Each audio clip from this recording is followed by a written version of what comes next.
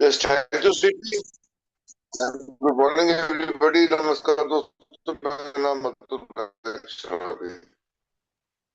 अतुल जी, हम थोड़ा चैप्टर आवाज 3 आपकी के ब्रेक हो अंतिम रही है। पड़ाव पे हैं, पेज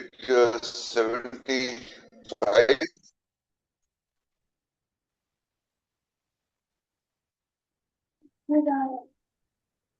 भाई, अतुल जी की आवाज मुझे ही सही नहीं आ रही है, सभी को नहीं आ रही है। नहीं, क्लियर क्लियर नहीं थी, क्लियर नहीं थी। अतुल जी, थोड़ा सा आप लोकेशन चेंज कर लें तो।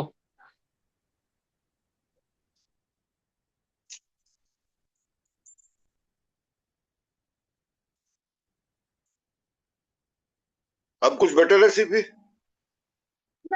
जी हाँ, पहले से बेटर है। यहाँ पे page 75, we are on the fourth paragraph. और अब जो यात्रा थी, इनका जो अभियान था 1 साल का, बिल और लुइस का मोटरसाइकिल पे जो निकले थे ये, वो समाप्ति पे है। और मुझे पता नहीं था, मैंने कल ही पढ़ा इस बात को कि इनके ये जो अभियान था, ये जो सफर था, इसका थोड़ा सा एक दुर्घटना के साथ अंत हुआ था कि नया डेट टॉन टेनिस, the motorcycle part of the journey ended abruptly when Lewis failed to make a turn in the road because of deep sand. और लुइस मोटरसाइकिल चला रही थी, सड़क सड़क पे रेत थी, और रेत पे मोटरसाइकिल अगर मोड़ने की कोशिश करते हैं तो वो मुड़ती नहीं, वो स्किड हो जाती है।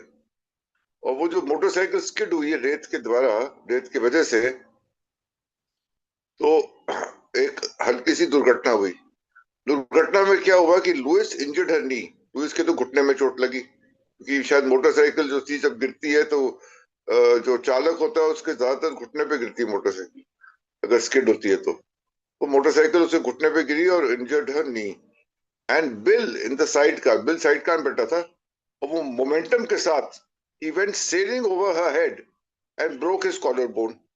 उसके कॉलर बोन में चोट लगी, यानी कि जो गर्दन के नीचे वाली जो हड्डी होती है, तो कॉलर बोन बोलते हैं, तो उसमें चोट लगी। और इस दुर्घटना की वजह से they spent the next 10 days in a Dayton hotel recovering from their injuries. जो चोटें लगी थी उनके इलाज कराते कराते 10 दिन वो एक डेटन के होटल में रुके। शुक्र है उनके पास थोड़ा सा पैसा था, इसलिए वो होटल अफोर्ड कर सकते थे और अपने आप को 10 दिन वहां रख सकते थे अपने निवारण के लिए, वहां पे अपना to recoup to recover from that minor accident that they had. 10 दिन वो डेटन के होटल में रहे। फाइनली अंत में क्या हुआ, they shift their motorcycle and their equipment home.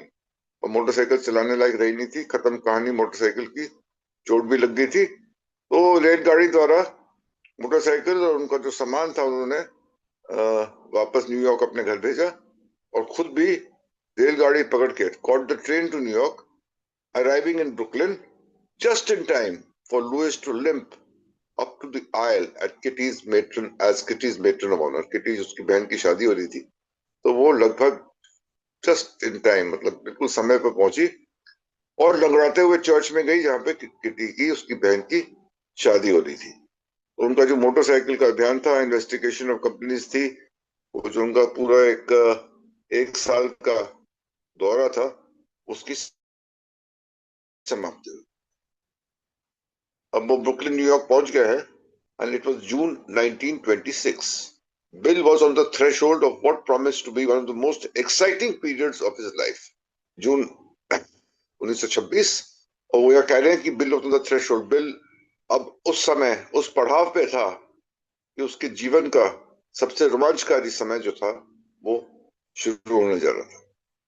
His financial reports to Shaw were proving enormously successful. जो जी वो रिपोर्ट वो बना के फ्रैंक शॉ को भेज रहा था, जिसने उसको उस कंपनी, अपने कंपनी में अब एक ओहदे पे रख दिया था, तो बहुत सफलतापूर्वक प्राप्त होते थे जो भी वो रिपोर्ट्स भेज रहा था कंपनियों के बारे में।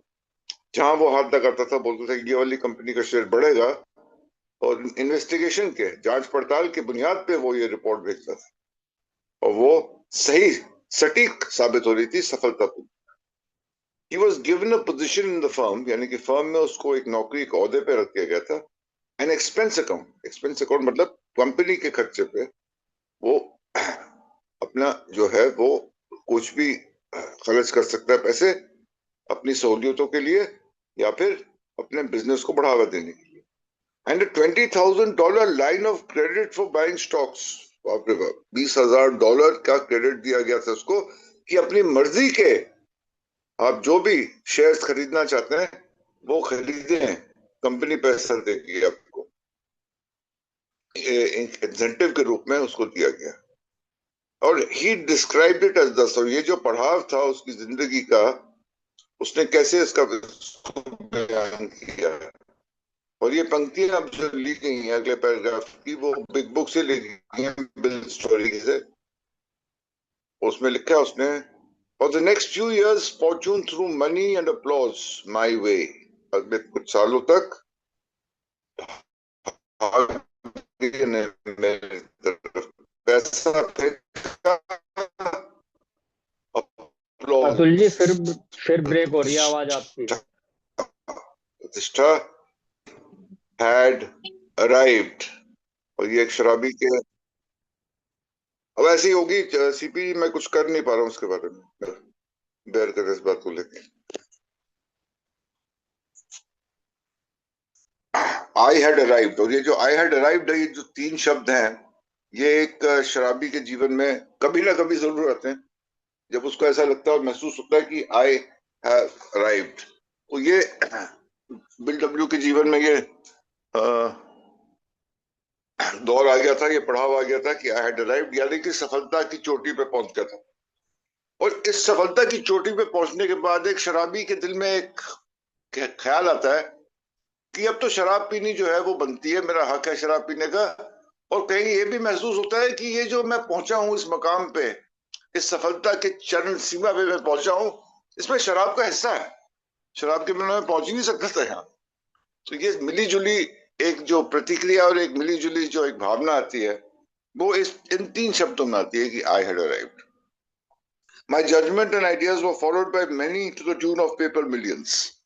उसके जो कंपनियों के बारे में उसकी राय थी, उसकी जो फोरकास्ट थी, उसकी जो भविष्यवाणी थी, वो कहता लोग उसका पालन करते थे। Followed by many to the tune of paper millions. Paper millions का मतलब ये हुआ कि मैंने शेयर खरीदा है, वो शेयर बढ़ गया है और मेरे को लाखों करोड़ों का फायदा हो रहा है उससे, लेकिन मैंने वो बेचा नहीं अभी, वो मेरे पास है, रखा हुआ मैंने। असली फायदा तो तब पता चलेगा जिस दिन मैं बेचूंगा और उनको रुपया पे और पैसे में तब्दील होगा वो।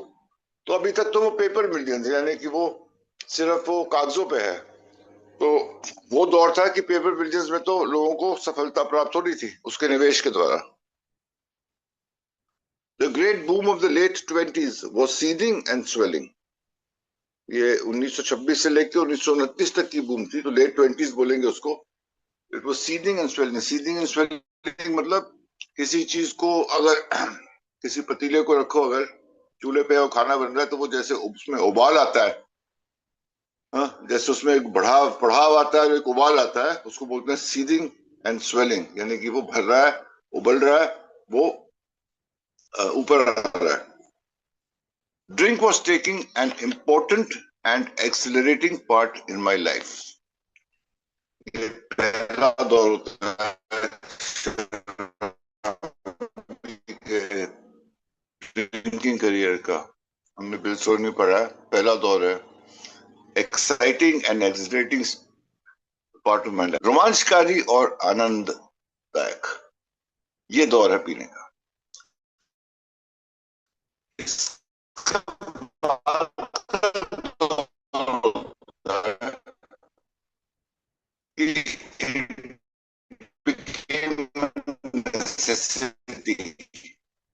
जरूरत बन गई थी, उस जरूरत की वजह से पी रहा शराब। और तीसरा जो दौर होता है वो होता है कि alcohol became my master, I was it's slave.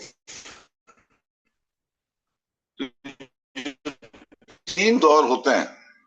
ये पहला दौर जो है वो सबसे ज्यादा रोमांचकारी और आनंददायक है, accelerating and exciting part of my life. उस दौर में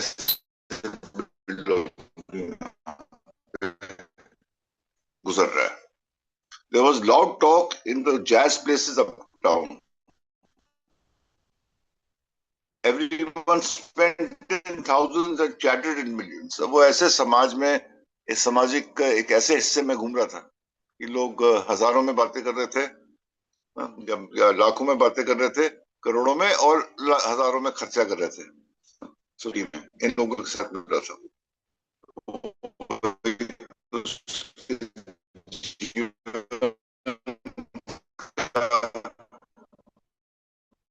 वो ये वाला एक दौर था। एंड बी डैम्ड, ऐसी की तैसी उनकी, कोई फर्क नहीं पड़ रहा था। I made a host of fair weathered friends. Fair weathered friends, वो दोस्त जो सिर्फ आपका जो अच्छा दौर है ना उसमें तो बहुत समीप रहते हैं, बहुत करीब रहते हैं, आपके साथ ले चलते हैं। ऐसे ही क्या जो हमारे अच्छे वक्त में तुम्हारे साथ थे, चला वो गए कहाँ। तो ऐसे फेयर वेदर्ड फ्रेंड्स जो होते हैं, अच्छे मौसम के दोस्त जिसको मैं बोलूंगा, तो वो बहुत सारे।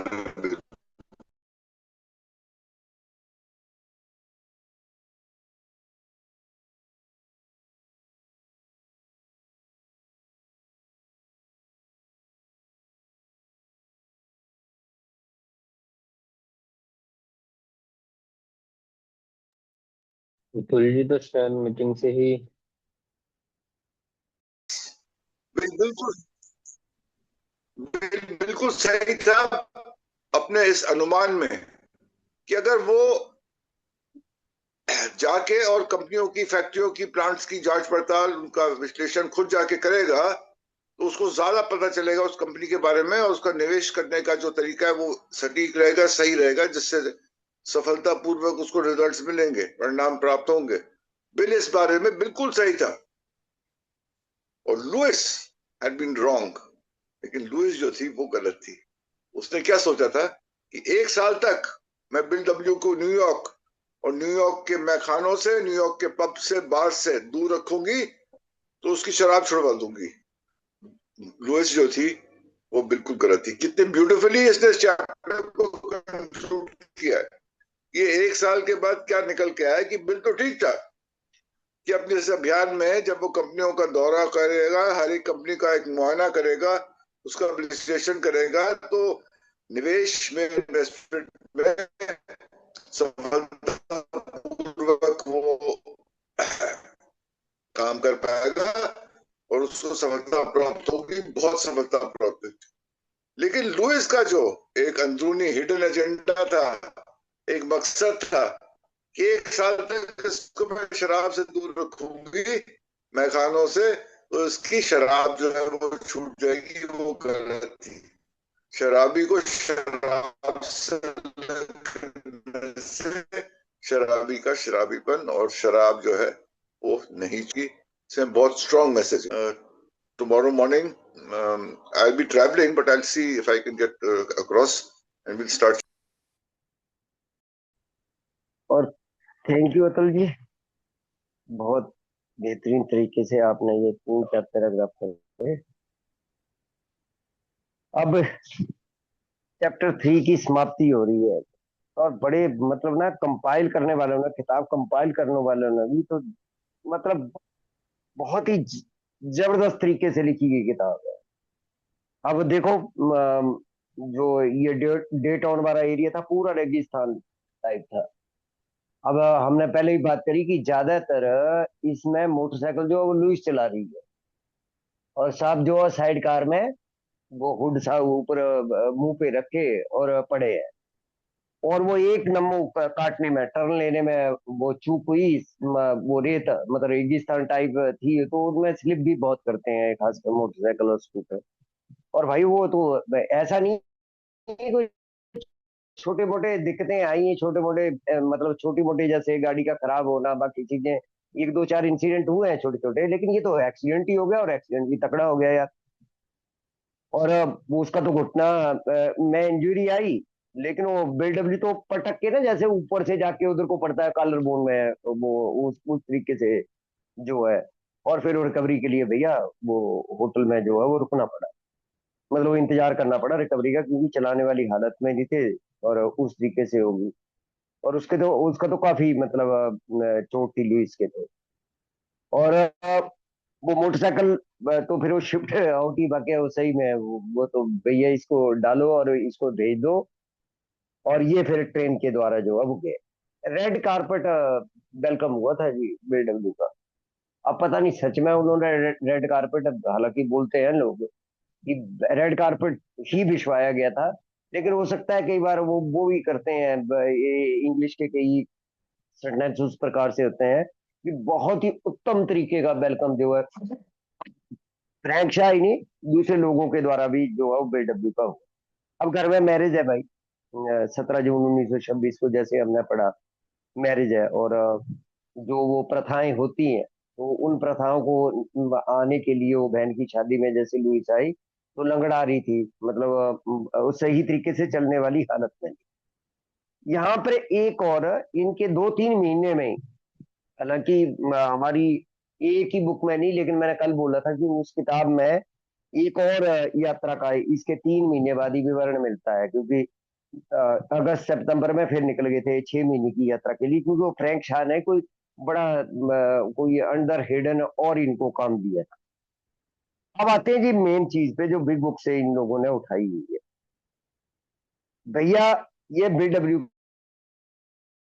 के जीवन का उत्तम काल गिन सकते हैं, उत्तम काल।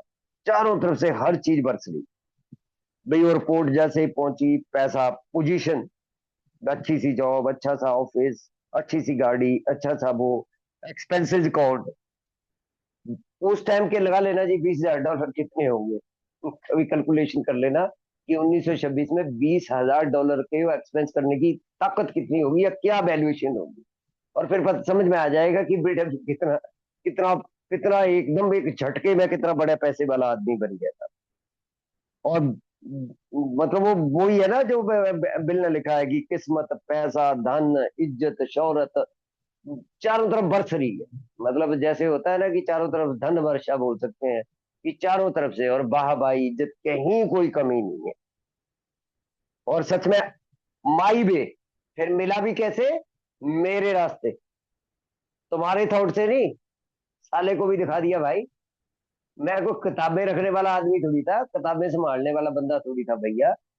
वो कह रहे जी बुक कीपर कीपिंग भी नहीं कर पाता, सही तू क्या नौकरी करेगा। मैं तो, मुझे तो पहले विश्वास था कि मैं अपने तरीके से चलूंगा तो ऐसे। आई हैड अराइव, जो चाहा वो पाया, और अपने तरीके से पाया, और वो मुकाम भी हासिल हुआ। और जो बीडब्ल्यू के जजमेंट और आइडिया थे वाकई वो tone of paper million, Frank Shah और भी कई लोग बने उस टाइम। वो जो थे, जो बाद में भी बीडब्ल्यू के साथ थे, वो लोग भी बाद में अमेरिकन बैंक के साथ भी कुछ शेयर का बना था। मतलब जो उस टाइम में लोग बने वो फिर बने ही हैं, बड़े बड़े उसमें गए वो। तो उस तरीके से जो है वो भैया वो सारे के सारे करोड़पति लगे बनने। अब बार स्ट्रीट का एक ग्रेट बूम है, ये 1926 से लेकर और 1929 तक का ये ग्रेट बूम है। और बिल्कुल उत्कृष्ट उत्तम स्टेज पे जैसे चीज आ जाती है ना, बिल्कुल उबाल लेके बिल्कुल ऊपर पर आ गया था कि कभी भी। हालांकि शेयर बाजार का ऐसे होता है, कहीं का बहुत बढ़ गया, कहीं का घट गया। आजकल तो खैर वर्ल्ड का प्रभाव पड़ जाता है जी, आजकल दूसरे देशों के इंसिडेंट भी शेयर बाजार पर प्रभाव डाल देते हैं। लेकिन पहले ऐसा नहीं था। मतलब मेरे देश में कोई भी इंसिडेंट होगा तो मेरे देश पे ही अत्यधिक प्रभाव पड़ेगा, दूसरों में मामूली सा पड़ता है। आजकल पड़ जाता है, आज विश्व जुड़ गया है। मतलब अगर आर्थिक दृष्टि से देखें तो विश्व एक दूसरे के साथ जुड़ा हुआ है। किसी भी चीज के भाव का देख लें, चाहे सोना चांदी, या चाहे कमोडिटी मार्केट देख लें या दूसरी मार्केट देख लें, वो जुड़ी हुई है, एक दूसरे के साथ अटैच सी लगती है। कि एक चीज जो है वो बढ़ती घटती जो है वो छोटे छोटे इंसिडेंट से ऊपर नीचे होती रहती है। अब लगा जी ये पहला पड़ाव होता है शराबीपन का। तो सही कह रहे थे अतुल जी के वो अगले 2 पड़ाव ना, कि वो यार जरूरत बन जाती है जब सेकंड पड़ाव जो है। और तीसरा जो पड़ाव है वो बिल्कुल वो 2 बोतल बेहोशी, 2 बोतल बेहोशी। और मैं तो अंतिम पड़ाव को गिनता हूँ जब मास्टर बन जाती है अल्कोहल, मालिक बन गई नौकर, वो प्लेस कंडीशन, ना पी जा रही ना छोड़ी जा रही, छोड़ पा नहीं रहे हैं, मतलब उठा जा नहीं रहा है, पीने की कोशिश कर रहे हैं पी नहीं जा रही है, वो वाली कंडीशन। लेकिन अब एडब्ल्यू का ये पहला पड़ाव है, पहला शराबीपन के पड़ाव पर है, और चारों तरफ मजे ही मजे है। और मेरे को ये बहुत बढ़िया लगता है सेंटेंस ना, a law torque in A jazz places up town, क्योंकि मैं मेरा जहां पर था, थोड़ी सी मैं अपनी शेयरिंग इसमें डालूंगा। मेरी जहां पर मोटर पार्ट का काम था, बिल्कुल वो, शराबियों का ढाबा मान लो, क्योंकि नॉन वेज और बाकी चीजों का वो बिल्कुल साथ वाला ढाबा था, और पिलाते थे, वो खुले में पिलाते थे।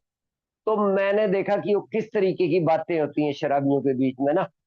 तू घर जाइयो, 6 पेटी भाभी से उठा लियो। अरे तेरे को नाम लेने की जरूरत नहीं है, तू बस घर चला जाइयो, 6 पेटी।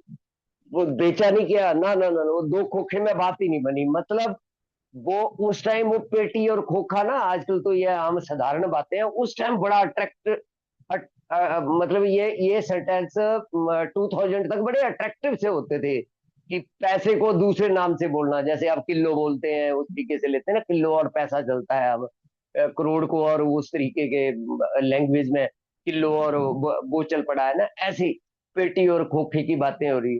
और वो बाद में वो जूतम जूत हो गया 150 की, मतलब वो दाल के लिए, वो जो कह रहा था ना, भाभी से जाके घर से जाके 6 पेटी उठा लाइयो, वो 150, मतलब वो दाल के पैसे नहीं मिल रहे थे, कि दाल ली थी, समझ नहीं आई कि वो दाल मंगवाई थी। दाल मखनी बीच में जो आई है, वो मंगवाई थी या नहीं मंगवाई थी, और वो खूब पिटाई होते हुए मैंने देखी है। 150 रुपया ये होटल वाले से छुड़वाने के लिए, ये वो होता है जेब में 100 रुपया है, बातें करोड़ों की हो रही है, और मैं भी वैसा था भाई, बिल्कुल उन्हीं के जैसा सेम। मतलब ये सेंटेंस भाई साहब कहाँ के हैं, और ये चीजें बिल्कुल पूरी उतरती थी।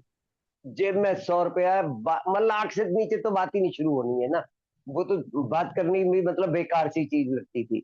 वो वाली चीज कह रहा, वो थोड़ा सा खर्च करना और बड़ी बड़ी बातें करनी। Scoffer could scoff and be damned, ऐसी तैसी में जाए दुनियादारी, इनको क्या पता मैं क्या चीज हूँ। इनको नहीं, वो जो खांसने वाले होते हैं, जो बोलने वाले होते हैं, अबे बर्बाद हो जाएगा, सब कुछ चला जाएगा, क्या हो गया।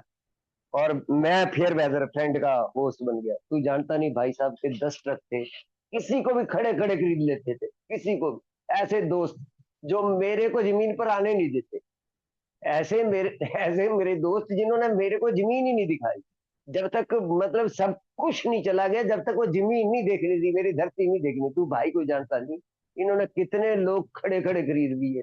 वो बड़ी बड़ी बातें है, कुछ भी नहीं भाई के पल्ले। तो फिर वेदर फ्रेंड हो, जो अच्छे टाइम के दोस्त हो, और जैसे बुरा टाइम आया, बुरा टाइम इन द सेंस, जैसे मैं बेड पे गिरा, टांग गई, और भाई साहब वो समझ भी नहीं आई कि कहाँ गए, वो कहाँ गए, और वो सारे का सारा इतना बड़ा मजमा, और मैं सोचता था दुनिया मेरे साथ चुटकियों पे घूम रही है, वो समझ ही नहीं लगी यार कहाँ गायब हो गए। और फिर लास्ट में दोनों का ही बिल्डअप जो है ठीक, बिल ने, बिल की भविष्यवाणी बिल्कुल सटीक थी, बिल्कुल सही आइडिया था कि कंपनियों की जांच करें तो वॉल स्ट्रीट में एक क्रांति आ सकती है। सच में एक क्रांतिकारी कदम था। बीडब्ल्यू पहले शेयरों को एनालाइज करने वाले व्यक्ति बने, जिन्होंने पूरे विश्व को एक टर्निंग पॉइंट दिया, कि किसी भी कंपनी का शेयर एमए नहीं खरीद लेना है, तो के में नहीं चलती मार्केट। मार्केट वो ठीक है, लोग बोलते हैं लक लक लक लक, एक होता होगा एक पैमाना लक का, लेकिन दूसरा पैमाना ये है कि अगर इन्वेस्टिगेशन करके प्रॉपर तरीके से एनालाइज करके उस कंपनी के शेयर या उस कंपनी के साथ ये इन्वेस्टमेंट ही तो होती है, करे आदमी तो फायदे में रहता है व्यक्ति। और दूसरा, जो लुइस चुटकियां मारी थी 1 साल में शराब छुड़ा दूंगा, कह रहा वो तो हुआ नहीं भाई।